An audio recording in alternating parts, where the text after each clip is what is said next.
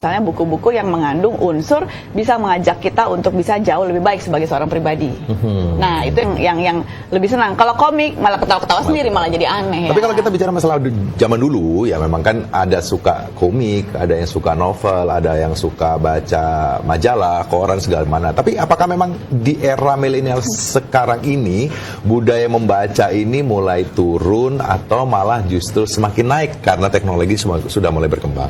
Kalau misalnya budaya baca, saya melihatnya agak sedikit semakin turun. Tapi kalau misalnya memang banyak yang mengatakan itu semua harus bermula dari kita. Nah, ada beberapa tokoh ataupun misalnya beberapa orang yang memang senang untuk membudayakan literasi di Indonesia secara sosial.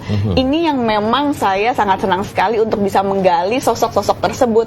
Karena kok masih bisa setidaknya memberikan prioritas yang besar untuk bisa membudayakan literasi kepada anak-anak, terutama anak-anak yang kurang mampu. Ya, jadi diberikan secara sosial, secara free atau cuma-cuma untuk menarik para adik-adik untuk bisa membaca. Itu dia. Itu dia pemirsa, nanti kami akan hadirkan sosok tersebut ke hadapan Anda pada pagi hari ini, dan tentunya kami akan jeda terlebih dahulu sebelum narasumber kami akan kami ajak berbincang-bincang. Jangan kemana-mana, masih bersama kami. Nah pemirsa, Anda kembali bersama kami dalam Suara Parlemen dan kita masuk dalam segmen dialog pada pagi hari ini. Sudah hadir bersama kami di sini pendiri dan kepala program Taman Bacaan Masyarakat atau TBM Lentera Pustaka. Beliau adalah Syarifuddin Yunus. Assalamualaikum, selamat pagi Pak. Waalaikumsalam, selamat pagi. Terima kasih Mbak. Ini di Bogor loh. Lokasinya ya. Lokasinya di Bogor loh. Betul. Nah ini kalau misalnya memang saya sempat melihat googling ataupun browsing, melihat Pak Syarif ini sangat sosial sekali karena memang taman bacaan ini bermula dari dibikin ataupun dibuat di rumah sendiri. Persis. Nah, kalau misalnya kita melihat sejauh mana menurut Bapak untuk masalah literasi di Indonesia?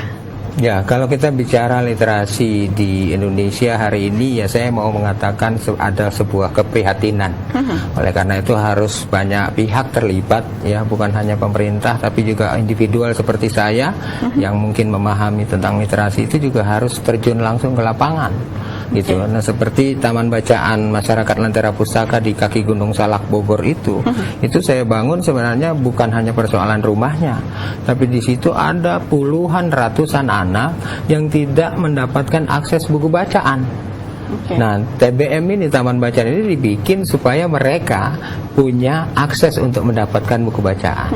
Budaya literasi hanya terbentuk ketika ada sebuah tradisi atau kegiatan membaca. Itu aja. Tapi dari TBM sendiri, tingkat kesulitan untuk bisa menarik, mengajak anak-anak atau adik-adik kita untuk bisa membudayakan kembali minat baca ini seberapa sulit? Ya, sebenarnya ini tantangan yang menurut saya buat para pegiat literasi di Indonesia gitu ya. Karena misalnya seperti yang saya alami sekarang, tadinya mereka nggak punya akses buku bacaan. Berarti habit bacanya tidak ada.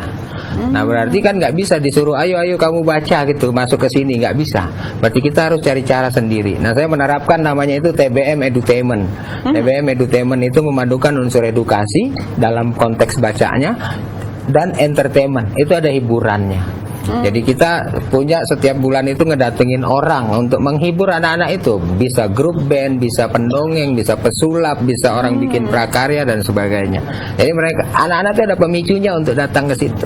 Nah, kalau hari ini sudah berjalan 2 tahun lebih, saya kira saya sudah tidak terlalu problem ya, karena mereka sudah terbentuk tradisi baca. Bahkan anak-anak saya di TBM Lentera Pustaka itu sekarang seminggu sudah 5 sampai dengan 10 buku. Wow, satu anak? Satu anak. Kalau jumlah anaknya saat ini? Jumlah anak yang aktif, kita sebut ada aktif, tidak aktif. Kalau aktifnya itu ada berjumlah 65 anak.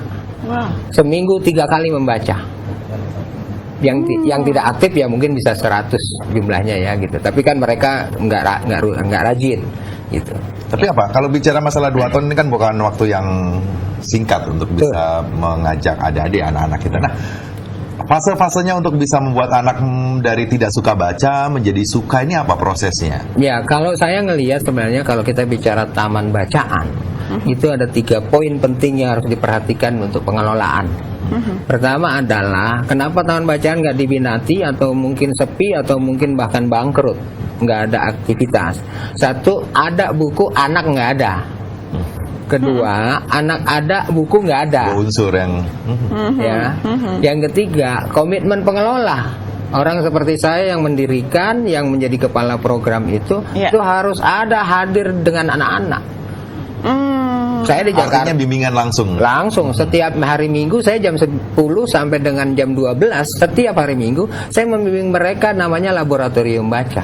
Saya ajarkan bagaimana cara baca yang benar kalau mau memahami. Saya ajarkan bagaimana cara baca itu yang sifatnya menghibur, nggak harus di dalam ruang khusus, tetapi saya bawa ke alam terbuka di sungai, di mana. Kemudian saya ajarkan teknik namanya metaforma. Satu buku bisa dihafal isinya, substansinya dengan cara 5 sampai 10 menit saja. Itu saya melakukannya sendiri. Terjun